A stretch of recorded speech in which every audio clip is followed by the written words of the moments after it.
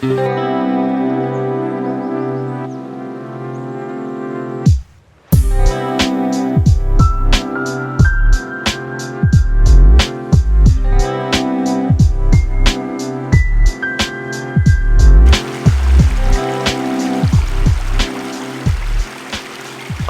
you join me today at Closegate Bridge, which is just over my right hand shoulder here. It's just down the valley from the town of Marsden and the impressive entrance to the Stand Edge Tunnel, and I'm doing a bit of photo walk recceing, so have a look out for this on the photo walk schedule in the not too distant future. I thought while I was here I would film the latest episode in our Thinking Photographically series. Now, when I came up with the idea for the Thinking Photographically series, it was all based on this idea that when we start out in photography, we base our process around a very instinctive nature. We see something that we like, that interests us, or something that we think is worth capturing for posterity, and we take a photograph of it, and we don't necessarily think too much about it. But in my humble opinion, the difference between a pointer and shooter and somebody that wants to take their photography a bit further and delve deeper into it is the thought process that goes on between that instinctive nature of thinking that is what I want to photograph and the act of pressing the shutter button. And there's a really simple question that we can ask ourselves to kick-start that process, and it is, why?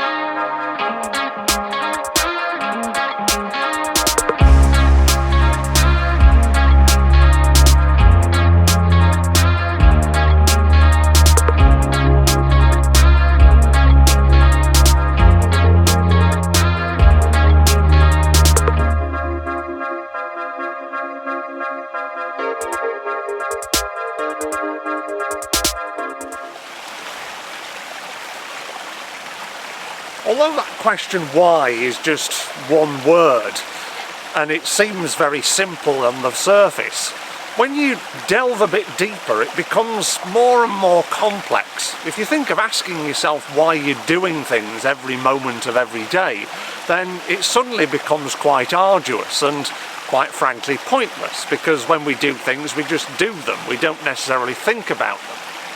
But when you're starting out in photography, that questioning of why you are doing certain things turns on that part of our brain that starts thinking more about what we're photographing and how we are photographing it.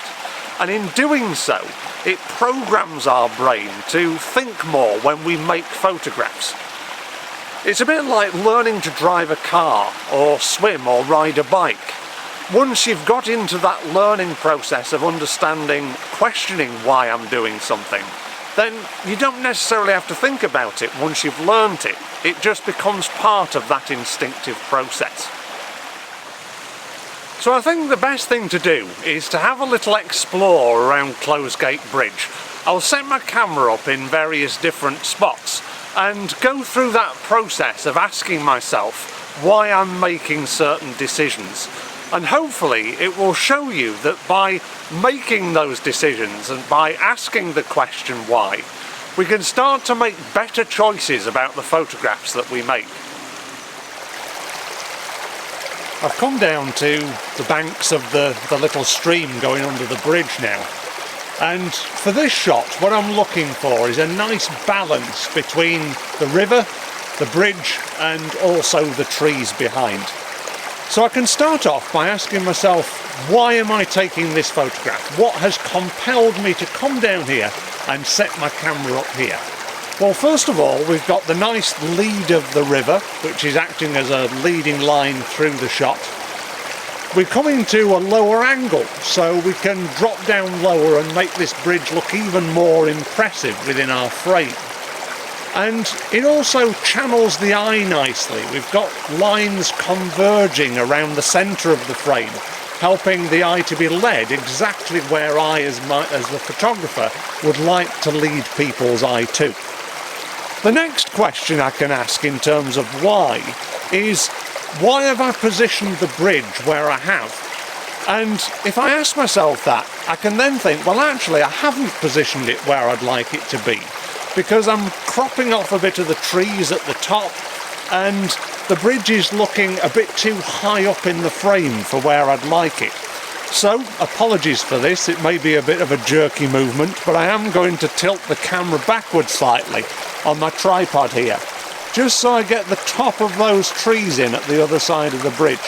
So we've still got the lines, we've still got the converging lines underneath the bridge that are leading our eye, but now we've just got a bit more space around the edge of the frame for our eye to settle and to be channeled even more to that focal point of the bridge.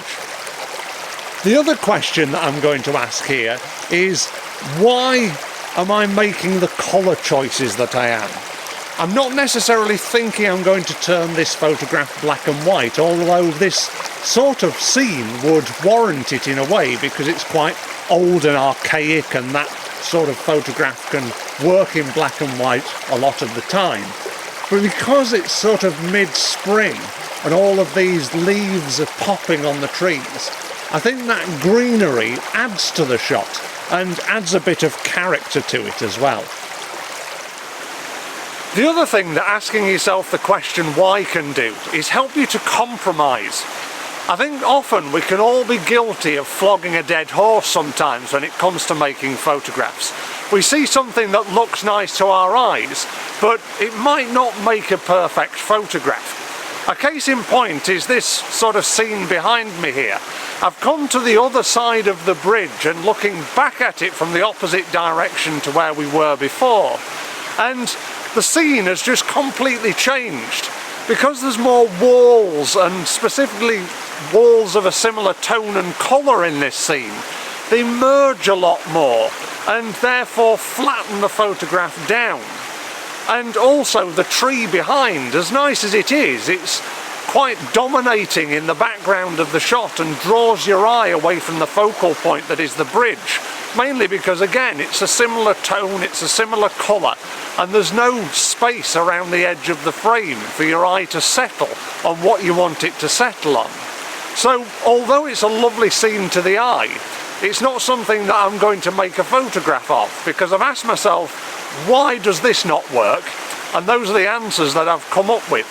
And that's helped me to make the decision that, although it's nice, it's not for me today. I've just turned my camera around from that last position, and there's this lovely little waterfall over a ford in the track, as you can see.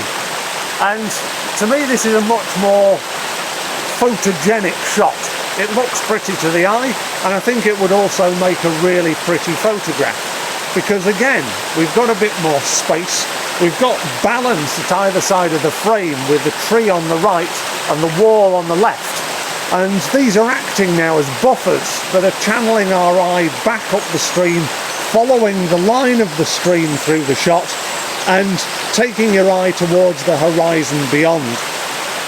So I could ask myself, why have I positioned the tree and the waterfall and the wall where I have? And that's mainly just to add that balance and equilibrium to each side of the shot, making our eyes follow from one to the other and then through the centre of the frame. If I place the tree more dominating in the shot, then you've got that little wall on the right that would lead you away. And if I took the tree out, then although it's a half decent scene, it's a bit wall heavy on the left. And instead of your eye going towards the centre of the frame, it's going off towards the right hand side, which just doesn't chime really with me in terms of the way that this scene works in front of me. The way that we've got the trees at the top as well, sort of arching round, help to channel your eye downwards rather than going up to the brighter sky beyond. When you often see a bright sky in a photograph, it can often draw you away from the subject matter, because brighter things in photographs tend to draw our eye more. I hope that looking at those few scenarios there has helped you to realise that by asking the question why, it can lead us towards making the right decisions when it comes to making photographs. I'll share all of the photographs that I've taken here at Closegate Bridge with you at the end of the video. The other thing that I think really helps when it comes to asking that question why is maybe you're a member of a camera club or you share your photographs on social media.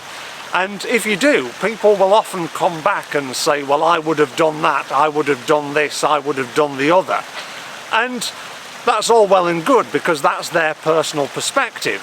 But if you've asked yourself why when you've made the photograph, you can come back to them and say, well, actually, I did this because of this, and I positioned this here because it does this. So by asking yourself the question why, you're not only helping yourself to make better photographs, but you're also giving them more importance to other people. You're giving people a reason why you've done something, and that is the sign of a really good photographer.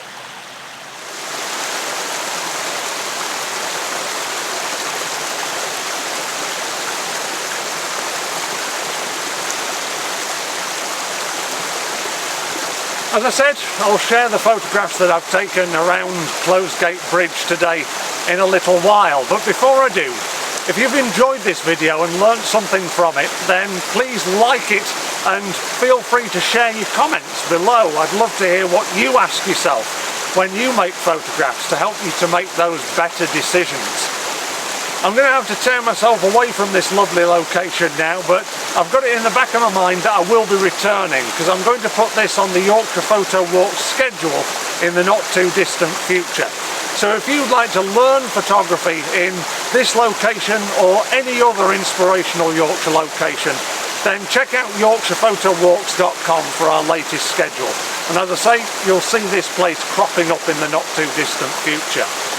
If you haven't yet subscribed to the Yorkshire Photo Walks YouTube channel, then please do so for more content like this. And if you haven't yet listened to our new Yorkshire Photo Walks podcasts, which are going down a storm, then check out those on YorkshirePhotoWalks.com as well, and all good podcasting platforms. Until next time, I'll see you soon. Thank you for watching.